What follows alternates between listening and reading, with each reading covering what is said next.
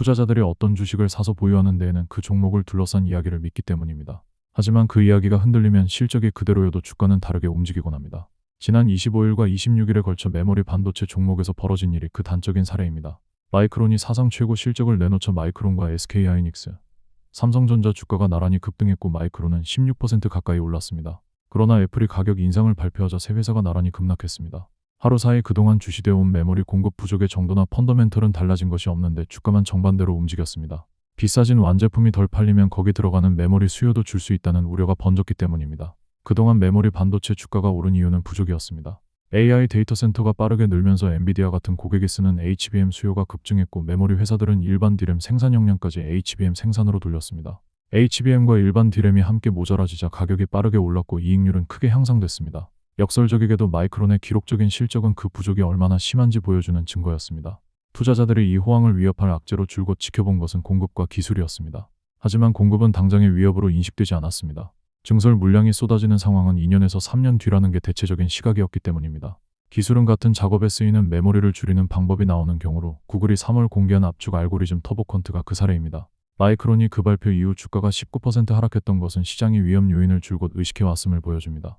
그런데 이번 신호는 투자자들이 아직 크게 경계하지 않던 곳에서 나왔습니다.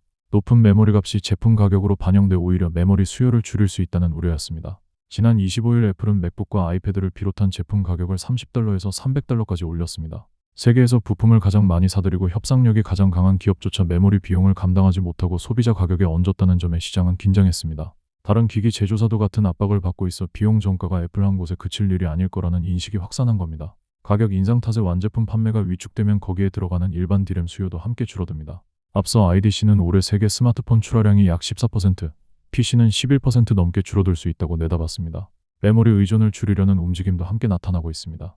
엔비디아가 차세대 시스템에서 메모리 탑재량을 줄일 수 있다는 관측이 나왔고 퀄컴은 HBM을 쓰지 않는 새 연산 방식을 공개했습니다. 애플은 비용을 덜려고 미국이 군사 기업으로 분류한 중국 창신 메모리에서 메모리를 사는 방안을 정부에 타진하고 있습니다. 최대 고객이 거래 없던 공급처까지 알아본다는 것은 높은 가격이 더는 당연하지 않다는 신호입니다. 메모리의 공급 부족과 가격 상승이 곧 끝나는 것은 아닙니다.